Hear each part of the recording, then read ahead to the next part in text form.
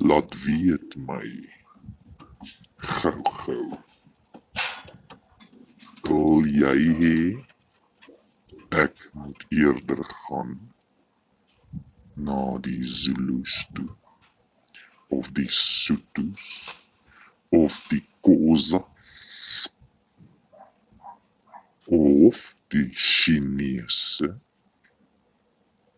Want dit lyk vir my of Paulus dieselfde probleem as ek gehad het in Handelinge 13 vers 46 en ook in Matteus 22 vanaf verse 5 tot 14.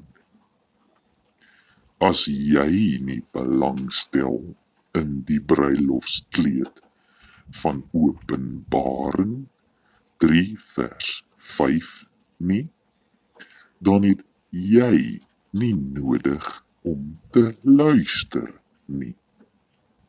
Daar is wel ander boere wat belangstel in wat ek sê.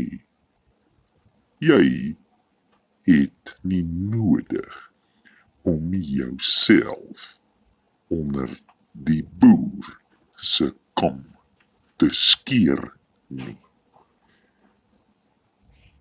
Ek is net hier vir die verlore skape, wat van die bokke geskei wil word, soos wat Matteus 19 vers 29 dit uitspel. Die oorspronklike naam van ons Messias sal skeiding maak tussen die bokke en ook die skape en die skape, volgens Matteus 19 vers 29.